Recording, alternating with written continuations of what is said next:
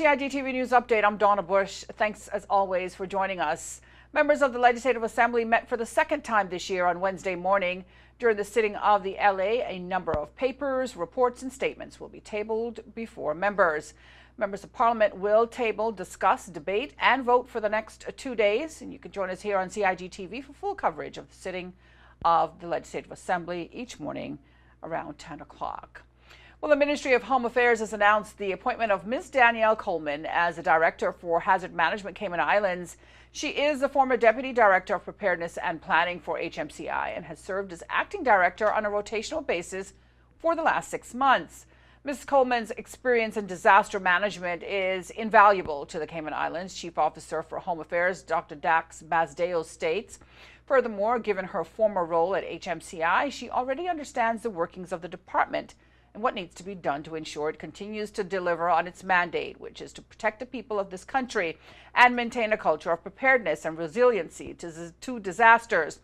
As a director of this critical department, Ms. Coleman stated, "I look forward to working with our team at HMCI to continue to serve and help protect residents and visitors while enhancing multidisciplinary collaboration to ensure a thorough and comprehensive hazard management." We say congratulations to Ms. Coleman. Well, this week, the Health Services Authority, the Cayman AIDS Foundation, and the Cayman Islands Red Cross are once again joining forces in coordinating activities to mark HIV Testing Week. That's from June 25th through the 30th. Today, June 27th, was HIV Testing Day across the region and the United States.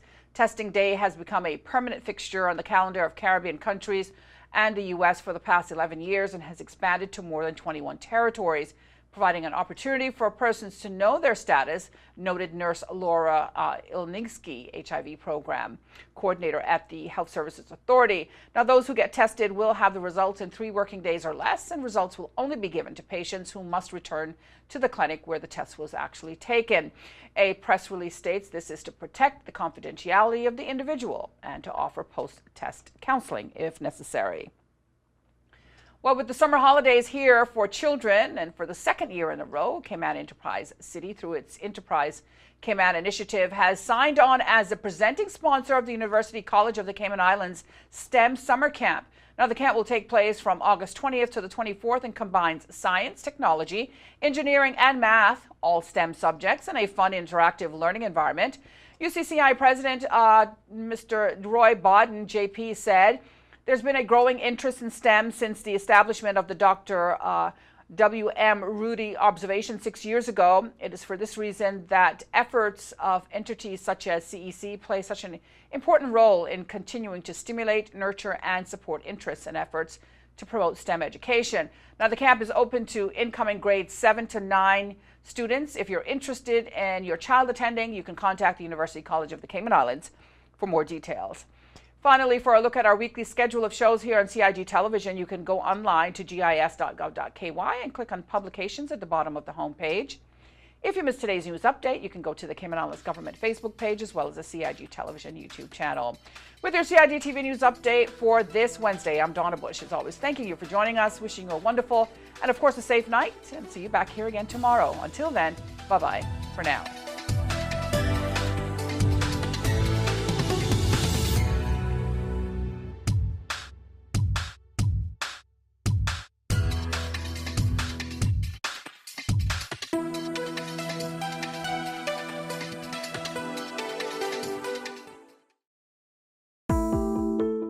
Did you know that fences and walls within the high water setback require planning permission no matter the height? You should check with the department as a planning and permit application may be required.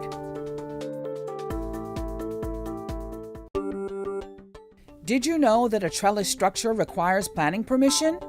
You should check with the department as a planning and permit application may be required. Did you know that a deck more than 6 inches above finished grade requires planning permission? Did you know you should check with the department as a planning and permit application may be required? Did you know that planning permission is required for a sign?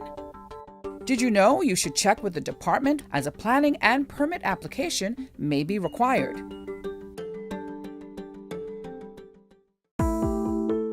Did you know you should check with the department before leasing a property or unit for a business, as a planning and permit application may be required?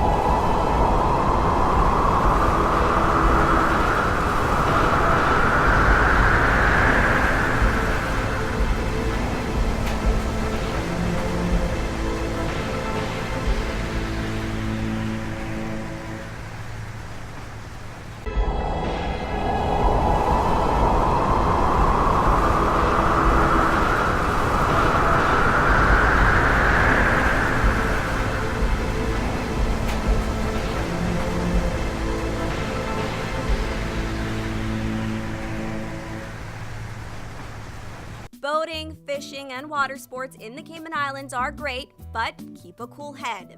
Here are 7 tips for fun and safe sea outings. Number 1. Use a checklist to plan your outing. Check the weather forecast, make a float plan, and share it with someone who is remaining on land, stating where you're going, with whom, and when you're expected to return. Visit your nearest marine supply store to get your safety gear. This includes signaling mirrors, whistles, and a flare kit.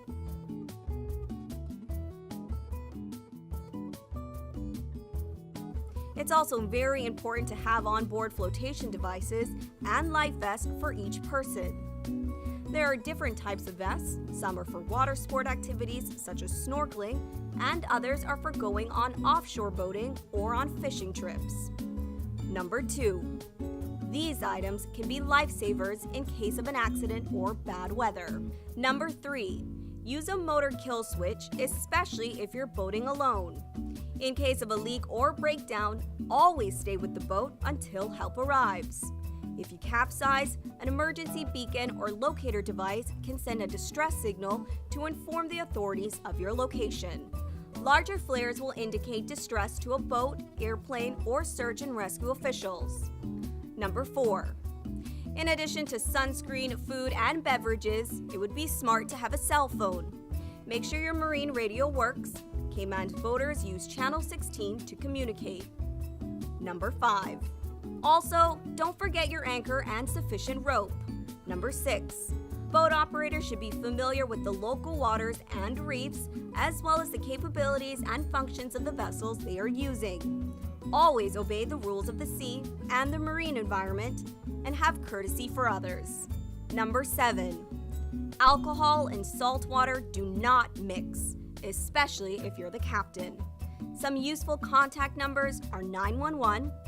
The RCIPS Marine Base is 649-7710, and the Port Authority is 949-2055. Smooth sailing, all!